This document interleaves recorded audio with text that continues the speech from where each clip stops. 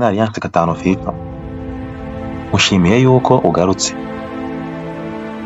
rwose, ndagushimiye cyane, ariko kanda aho hasi kuri subscribe no kukazogera, like na share, ndetse uduhe na comment aho twahinda cyangwa tukagenda neza. Uyu munsi tugiye kuvuga ingaruka za social media cyangwa se imbuga nkoranyambaga, turebe ese imbuga nkoranyambaga ubundi zangiza abantu gute. Ni ukuvuga ngo abahanga benshi bagaragaje uburyo izi telefone twirirwaho tuvugira kuri telefone, social media ducatinga n'abantu cyangwa dukoresha imbuga zitandukanye, byangiza ubwonko ku buryo bukurikira. Ku mahanga rero tubiganireho, dufate ingamba, turebe ingaruka, turebe n'ibyiza, dukomparing cyangwa tugeranye, turebe ese koko ukwiye kuguma amasaha angahe ukoresha imbuga nkoranyambaga.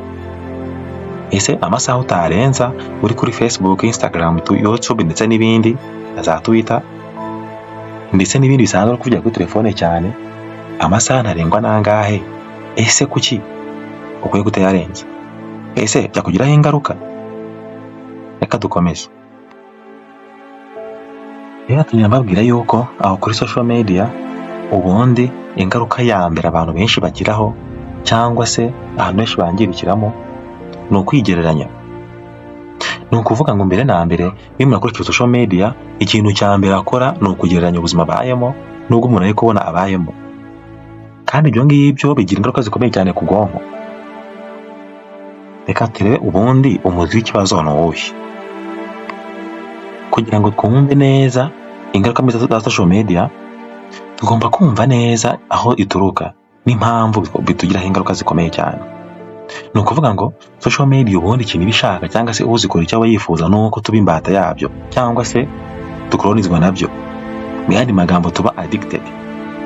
Ubundi busanzwe iyo ikintu cyakwise addicted, abishobora utagishoboye neza kukigobotora, utagikontorora cyangwa se utakigenga. Iyo ikintu wawe addictive kuri cyo kirakuyobora.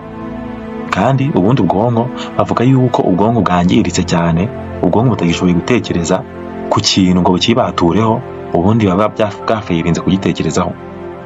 Muri make, niba unywa itabi ukaba utashobora kuryivanaho, ni uko ubwonko bwawe bwamaze kwangirika kuri icyo kintu cyitwa itabi. Rero na social media cyangwa se imbuga nkoranyambaga, iyo nazo uramutse uzikoresheje cyane, baba bashaka yuko dukomeza turi engaged cyangwa se dukurikirana cyane, twishimiye cyane, mbese si kimwe kiva hazaho ikindi. Ni ukuvuga ngo niyo mpamvu habaho recommendation. Waba uri kureba ukakubona n'ikindi kibiya kumera nk'icyo ngicyo kugira ngo ukomeze urebe. Kuko uko ukomeza ureba niko bigenda bigukurura cyane. Uko bigukurura niko ushiduka wabikoze like, wakoze comment, bakarushaho kuryoherwa. Gusa iyo ngibyo cyane cyane byangizwe ubwonko bwacu, aho brain system ibasha kwangika bitewe nuko iba addictive. Kandi ubone abahanga bavuga yuko kuba addictive ku kintu ari uko ubwonko utagishoboye kugikontorora, kandi ikintu kitakontororwa nuko kiba cyangiritse. Twese turabyumva neza. Ahangaha rero ni ukuvuga ngo uguma muri iyo sako baba bagucreatingiye yo kuguma wizirika muri ibyo bintu, uva muri kimwe ujya mu kindi, uva muri angle imwe ujya mu yindi, kugira ngo utashoboye kubikontorora kandi kugira ingaruka zikomeye cyane. Ese ubundi kubera iki? Dufate nk'urugero wenda ahangaha. Urugero twavuga ni ikigo cyitwa JAMA Network Open. JAMA Network Open ni ikigo cyagaragaje yuko psychological effect of social media, bisobanuye ngo muri make imikorere y'ubwonko ku bijyanye na social media cyangwa se ingaruka ku bwonko ku mbuga nkoranyambaga kuzikoresha. Ahangaha si kera kuko nije bundi muri 2023 nibwo hagaragaje ingaruka mbi z'ubwonko, ingaruka mbi za social media ku bwonko.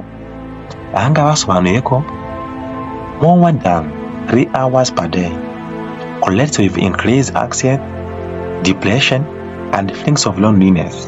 Mu Kinyarwanda bisobanuye ngo gukoresha nibura social media birenze amasaha 3 ku munsi bikongerera ibyo bwo kumva wigunze, ukumva ufite depression cyangwa ufite agahinda, ndetse kumva nkaho uri wenyine mu utabikoresheje.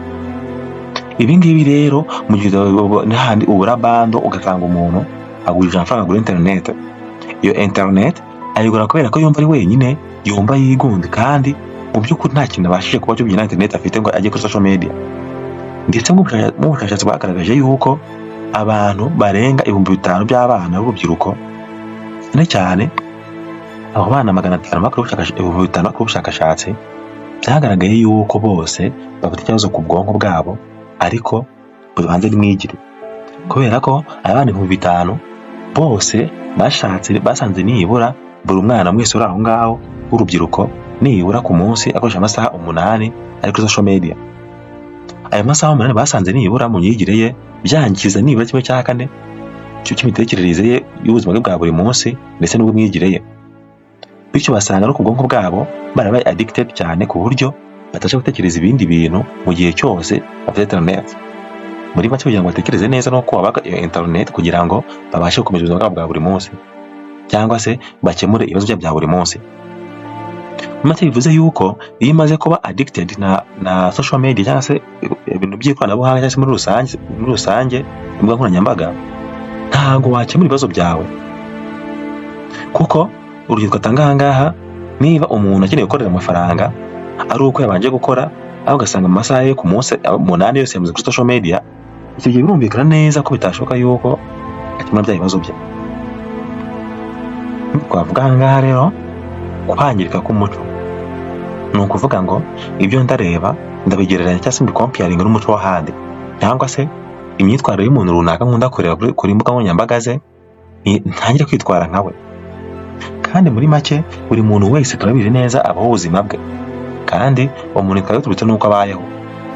Rero urugero wenda niba umwana mutoya areba Cristiano Ronaldo kuri Instagram akabona ubuzima abayeho n'umuryango we akifuza kubamo kandi bitashoboka, ni handi usanga amafaranga yakora yose yayashyira muri ibintu bifite akamaro ndetse bikazarangira n'undi abaye umukene mu mazaza. Rero ahangaha kandi bigaragaza yuko ukunda kureba imico y'abandi bantu ukigereranya, witera icyizere ugasanga nta cyizere wigirira, ntabwo determined ku kintu no gukora, ukumva wihebye, ukumva ko nta n'ikintu umaze kubera yuko uri kubona abandi bana bayeho neza mu ngana, ukabona abana mu ngana bagendera mu modoka, abana mu ngana bambara neza, abana mu ngana babayeho neza, cyangwa se tuvuge wenda urugero tuvuye ku bantu bakuru, ukabona wenda umuntu mukuru myaka 50 agenda mu modoka nziza, atuye mu nzu nziza, kandi mu by'ukuri murangana, kandi nawe urabizi neza ko wakoze bihagije. Aho ngaho abahanga bagaragaza yuko nibura uhita witera icyizere.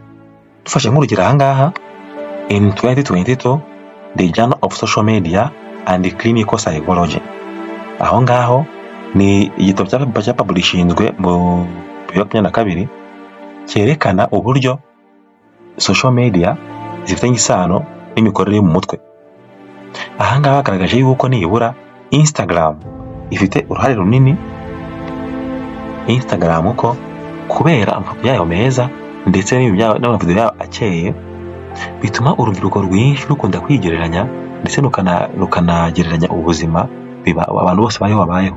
Kandi ikindi, amafoto atagaragara neza cyangwa se mu rundi ruhande atari meza ku bantu batoya aba ariho, ndavuga aya batambaye bikwije cyangwa se bambaye ibyo vitamini. Ni ukuvuga ngo aho ngaho byapfagitinga umwana ko ayo mafoto akumusha kwambara nk'abo bantu kubera yuko nagaragara yambaye gutyo. Aho byumve neza, niba umwana ari kubona ifoto y'uwo muntu asa neza ari uko yambaye gutyo, akabona ni nziza ko mwese ko aba nziza, n'ubundi bituma yifuza gusa nk'uwo muntu kugira ngo base rero arambara nkawe. Rero niba yambaye imyenda atikwije kuko nibyo urabona ari nziza, ariko ubutaha ntabwo afite indi foto adambaye gutyo ngo bishoboke. Niyo mpamvu Dr. Jean urugero twatanga n'uwo bita Dr. John Twenge. John Twenge ni umu-psychologist wanditse ku ndwara zo mu mutwe ariko ziterwa cyane no gukoresha imbuga nkoranyambaga cyangwa se umuntu ukoresha telefone. We rwose yashimangira avuga yuko gukoresha imbuga nkoranyambaga bituma umwana yangirika mu mutwe, kandi si ibyo gusa kubera yuko si ibintu kwangirika mu mutwe bitewe n'ibyo abona, ahubwo amaradiates ava muri telefone ajya kwivugira igihe kirekire, aho ni mu kuyivugiraho, bituma byangiza amatwi ye ndetse bigakenyera mu bwonko, bikangiza udutsi tw'ubwonko. Utwo dutsi kandi ikintu bakubita nuko ntabwo tureparwa cyangwa se ntabwo twisubiraho. Urabizi neza ko cells z'umubiri zikora buri munsi, ariko hari cells zitirema bundi bushya. Bisobanuye neza ko iyo cell y'ubwonko ipfuye ntabwo ngera kwirema, ahubwo ipfiriye ko. Rero kujya kuri telefone yagereje igihe kirekire, amaradiate avuye muri telefone agenda akangiza ubwonko bwawe, akisha cells ziri mu bwonko, bigatuma bitabasha ubwonko bwawe busaza cyangwa se bwangirika. Dr. Twenge yavuze yuko kandi ukomeza kureba yigereranya n'abandi bigutera depression, bigatuma ndetse nawe wumva ubuzima ubayeho atari bwakabayeho. Ariko usanga abantu benshi batangiye kubaho ubuzima bw'abandi bikangira bakoze amarorerwa, cyangwa se babaye indaya, cyangwa se bose bashaka kuba abasitari. Ugasanga umwana tuvuge wenda yiga umunyeshuri ariko kumva ashaka kuba nk'umuhanzi, imisatsi ye ishaka kumera nk'iy'umuhanzi kandi kubikora birahenze, ashaka kwambara nk'umuhanzi. Ndetse ugasanga mbese ubuzima ashaka kubamo bwose nubwo umuntu akurikira ku mbuga nkoranyambaga. Kandi si ibyo gusa, kubera ko no kureba muri mashini cyangwa se muri telefone igihe kirekire byangiza amaso. Uriya rumuri ruragenda rukangiza optic nerves, bijyana imitsi ifana ibyo ureba ibijyana ku bwonko. Optic nerves zikangirika bitewe n'uko urwo rumuri rutari guhinduka kandi rukomeje rufokasinze ahantu hamwe. Niyo mpamvu kugira ngo urinde optic nerves zawe cyangwa se muri rusange amaso yawe, gerageza nibura uyu mwanya ufata urumuri rwa telefone cyangwa se rw'amashini yawe, urugabanye mu kanya urwongere, ubundi ruringanize, mbese ugenda uhendagura kugira ngo utangirika amaso. Naho nugumya urumuri rudahinduka, biratuma optic nerves zawe zifokasinga ku kintu kimwe, umenyera ikintu kimwe, bityo bitura birangire ufokasinze ku kintu kimwe kandi guhindagura ibintu bitandukanye bigora. Niho usanga kureba kure cyangwa kureba hafi byanze bitewe n'uko umugabanye kubona ikintu kimwe amasaha menshi. Twenge Dr. asobanura kandi ko ibyo byose kugira ngo ubyirinde, bigabanya amasaha umara kuri social media cyangwa se kuri internet muri rusange. Wenda ahangaha tuhaye urugero rwiza rwa hafi rw'umuntu twese tuzi, ni umuhanzi w'Imana bita Selena Gomez. Selena Gomez mu mwaka wa 2022 yerekanye neza yuko amaze igihe asitaraguringa cyangwa se n'ibibazo byo mu mutwe, kandi byose byaturutse ku gukoresha cyane imbuga nkoranyambaga. Yakomeje yerekana yuko mu mutwe we aribwa cyane kandi atabona neza, kandi akavuga ko yabaye addicted cyane na social media kuko atabasha kubaho n'isegonda na rimwe arafite telefone ye cyangwa se mashine ye ajya kuri social media. Ibi ngibi kugira ngo birangire cyangwa se kugira ngo akiri iyo ndwara yo mu mutwe, yabashije gufata nibura amezi 8 ari muri rehabilitation. Ituvuga rehabilitation mvuye ko ari ahantu mufasha gusubira ku murongo, nkuko wumva umuntu amwe ibiyobyabwenge nawe bamufasha gusubira ku murongo amezi 6. Ibaza ko Selena Gomez nawe yamaze amezi 8 bamuvura mu mutwe bitewe n'uko yatangiye gukoresha social media cyane. Wibuke ko Selena Gomez ari mu bantu nibura bafite abafora benshi kuri Instagram, ariko urumva ko najamugira ingaruka zikomeye cyane ko yabaye addicted, bigeze bituma yumva yabona ndashyize nk'ikintu kuri social media ze ntibakirebe cyane, akarwara depression bitewe n'uko yamaze igihe kirekire apostinga nakabikunda bakabireba ndetse bakamurayikinga bakamukomentingaho cyane akumva ni byiza. Rero yatangiye gushyiraho ibintu babirebe, batabireba akumva arihebye, akumva aranzwe, gatuma rwa mutwe cyane atekereje akamutwe cyane, bityo afata umwanzuro wo kubireka, arabigabanya ndetse ajya muri rehabilitation baramufasha. Nawe rero ibyo byakubaho. Gusa nyuma y'amezi 8 Selena Gomez avuye muri rehab, yatangaje yuko rwose ubameze neza, abasha gukontorora social media ze kandi ajyaho igihe ashakiye, kandi rwose ubu ngubu atuje mu mutwe kandi yumva ko azikoresha mu buryo bunyuze kandi bumunyuze kandi bumubereye, kandi rwose arafite ikibazo na kimwe. Ahangaha rero twavuga yuko ingaruka nyinshi zo gukoresha social media nabi zirahari kubireba ndetse n'ubikoresha. Niyo mpamvu ubikoresha cyangwa se ubireba, menya kubikontorora mbere yuko bigukontorora. Wakwibaza ngo mbese noneho ni gute twabasha gukontorora izo ngaruka mbi za social media cyangwa se gukoresha telefone muri rusange? Inama ya mbere abahanga batanga abadokiteri batanze yo ni kuvuga ngo digital detox. Digital detox ni uburyo ubasha kuba disconnected kuri social media cyangwa se ukaba offline. Fata umwanya wawe niba anako kazi kawe ukora ko kuba online, nako nakazi turabizi twese ko ufite ibyiza byinshi, ariko niba koko ubikunda kubikoresha, fata umwanya wawe munini, niba wenda maze amasaha 3 uyarenza ahubwo fata umwanya munini wundi ujye mu bindi, ube offline. Nyuma uzagaruka hariko babanje gucenginga mind mu kindi kintu runaka kikuruhura ubwonko. Ngo twayoboye mu kiganiro twakoze ubushize, tekana ku ubwonko kuburuhura atari ukwicara ahubwo ari uguhinda icyo wakoraga. Niba utarayibonye rwose ndakora kujya kubireba, reba hasi akibona imikoreshereze y'ubwonko, niko na wundi kuyikureba neza ugahindura ibyo ukora kugira ngo ubashe kuruhura ubwonko bwawe kandi bukore neza. Icya kabiri nicyo bita mindful usage. Mindful usage yo bisobanuye ko nticyagera ugomba kumenya ese ubundi ngomba kureba ibiki, kubera ko niba twavuze ku bwonko wenda tukavuga ku buzima busanzwe bwa muntu, ariko byakwangiza n'umwana ku bundi buzima bwe bwite n'imyororokere. Urugero, social media zibaho amafoto atari meza yakwirakwiza ubusambanyi mu bana. Ahangaha rero ugomba kuba mindful kumenya ibyo ukoresha ibyo ari byo, ndetse ugasetinga limit kavuga ngo ibi ngomba kubireba, ndetse ngomba kubireba, ngomba kumaraho uyu mwanya cyangwa se ngomba kumwanyagana gutya. Mbese muri make ni ukuvuga ko setinga limit y'ibyo ukora n'ibyo udakora, y'igihe umara n'igihe utamara. Icya gatatu nicyo twita seek support. Ahangaha rero ukuvuga ngo mu gihe utangiye kubona bikurenze, mu gihe wumva yuko byanze, sigana therapy cyangwa se abapsychologist bo mu mutwe bagufashe, bakugira inama, bakwereka uburyo babikoresha, ndetse bakurinde kuba wakwangirika burundu. Ubuze bw'ikirere ahangaha ikindi ni uko kugumya uri positive, ugapromotinga positivity yawe, cyangwa se ukaguma uri mu murongo mwiza, utajya kureba ibibi cyangwa se ngo posting ibibi, cyangwa se ngo ujye muri negative ways. Ahangaha rero Dr. Nicole Ripera, uyu bita Dr. Nicole Ripera, azwiho cyane kuba umuntu mu mateka w'umusaykologist cyangwa se uvura indwara zo mu mutwe bikomeye cyane. Uyu nguyu rero we buri munsi nibura yavuze ko ugomba kugira umurongo ngenderwaho buri munsi, cyane cyane ku bantu bakoresha imbuga nkoranyambaga. Ukavuga ngo njyewe ngira imirongo nagenderaho ntarenga. Aho ngaho rero kugira imirongo ngenderaho imaze kumenyera neza, nibwo uba uri wa muntu n'uwo wabasha gukontorora social media, kandi ukabyaza umusaruro zikaguha amafaranga menshi, ariko nawe ntizikwangize. Rero yasobanuye yuko ugomba gushyiraho umupaka, icyo bita setting healthy boundaries. Ahangaha ni ugushyiraho umupaka, ukamenya ubuzima bwawe ndetse n'amafaranga winjiza muri ibyo bintu ukorera social media. Ahangaha asobanura yuko ugomba gusetinga umupaka y'ubuzima bwawe n'amafaranga ukora mu mbuga nkoranyambaga. Icyo ukora ni iki rero? Ni ugushyiraho imirongo ngenderwaho, ukamenya ngo njyewe mara amasaha wenda 2 ku munsi ku social media. Waba usoje cyangwa udasoje ntuyarenze.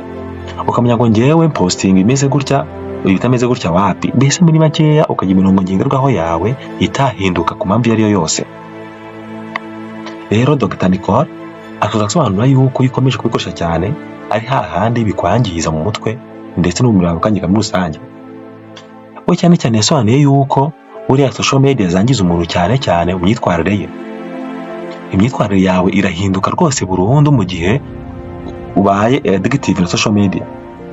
Arasobanuye yuko rero mu gihe cyose utashe gukontorora social media zose ukoreba cyangwa se n'ibyo ureba byose, birangira wahindutse burundu kandi ntago bikira. Muri make niho usanga umuntu agiye muri rehabilitation kandi atanga ibiyobyabwenge, atanga inzoga, ahubwo ari ukubera ko yishwe na depression. Yewe hari na benshi biyahura. Rero dusoza ku inama ya Dr. Nicole, ni ukuvuga ngo nanjye nabagira inama yuko rwose social media ni nziza pe, amafaranga menshi arimo, n'utabiza bimenye. Umunsi tuvugana rwose ufite kuba kugeza amafaranga arenga na miliyoni 100 ku kwezi muri social media kandi mu Rwanda zose hamwe. Ariko unazirikana yuko rwose ucunze gato zakwangiza, cyangwa se ukanabizira mu gihe ukoze bitemera leta. Ariko inama nakugira, nawe shakisha buryo ki ukoresha social media zawe neza mu buryo bwizewe, kuko icyo waba ukora cyose wazikoresha. Urugero wenda niba uri umwarimu washyiraho content cyangwa se ibyo ukora abana bakajya bisanga kuri social media zawe. Niba uri umuganga washyiraho uburyo umuntu yakwivura, uburyo yakwirinda.